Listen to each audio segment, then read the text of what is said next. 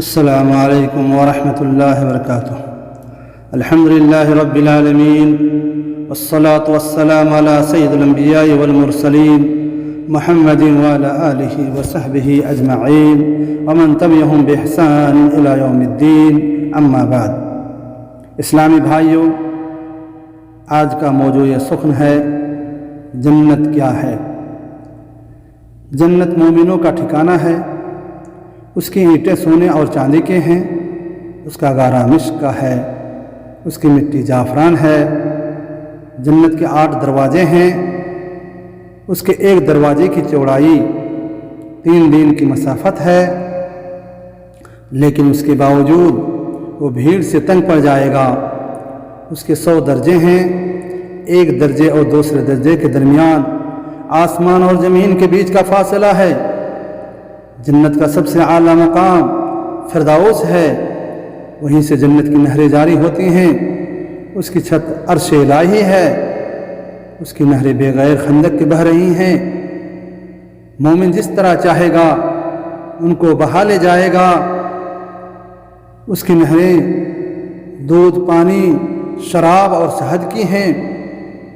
اس کے پھل ہمیشہ رہنے والے، قریب تر اور نیچے کی طرف لٹکے ہوئے ہیں۔ جنت میں ایک ایسا موتی کا خیمہ ہے جس کا عرض 60 میل ہے۔ اس کے ہر زاویے میں جنتی کے اہل خانہ ہیں۔ جنتیوں کے جسم پر بال نہیں ہوں گے، نہ ان کی جوانی ختم ہوگی، نہ ان کے کپڑے پرانے ہوں گے۔ جنت میں نہ پیشاب و پیخانہ کی حاجت ہوگی، نہ کوئی اور گندگی ہوگی۔ ان کی کنکھیاں سونے کی ہوں گی، ان کا پسینہ مشک کا ہوگا۔ ان کی بیویاں خوبصورت، دوسیجائیں، ہم عمر ہوں گی۔ جنت میں سب سے پہلے حضرت محمد مصطفیٰ صلی اللہ علیہ وسلم اور دوسرے انبیاء علیہم السلام داخل ہوں گے۔